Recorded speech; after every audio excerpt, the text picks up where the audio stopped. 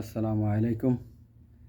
আজকে প্রবাসী হিসাবে আজকে পাক হচ্ছে অনেক দিন পরে করলা ভাজি, তারপরে সে সাগরের মাছ দিয়ে ভুনা, অনেক দিন পরে ডাল। আসলে কি করব, প্রবাসীরা আসলে যাই কিছু করে না কেন, এখন এমন একটা সময় আছে, যাই যেইটা কিছু করে মানুষে এখন ভিডিও করে আপলোড দেয়। তাই আমিও তাদের সাথে শরিক হইলাম। আমিও আজকে খাবারের যে মেনুটা, এই মেনুটা দেখাবো।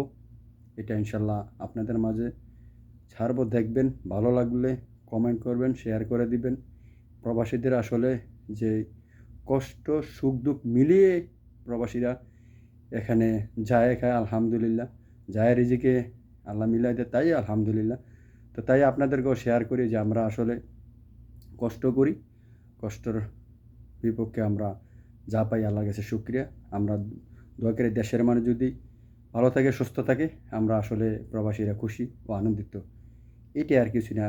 আমরা যতই পরিশ্রম করি না কেন, যখন আমরা দেশের বাড়িতে ফোন দিই, দেওয়ার পরে শুনি যে ওনারা ভালো আছে, সুস্থ আছে, আমরা আসলে প্রবাসীরা হাজারো কষ্টের মাঝে আমরা সুখী। এই আর কি। তাই আজকে খাবারের মেনুটা আপনাদেরকে দেখাবো। ভালো লাগলে লাইক কমেন্ট করে দিবেন। এই আজকে হলো সাগরের মাছ, তারপরে এই যে এটা হচ্ছে সাগরের মাছ ভুনা, তারপরে এটা হচ্ছে ডাল, আর এই যে হচ্ছে করলা ভাজি। তো যাক, আলহামদুলিল্লাহ। আসলে এই আর কি জীবন আর কি। তো যাক, সবাই ভালো থাকেন, সুস্থ থাকেন। আল্লাহ হাফেজ।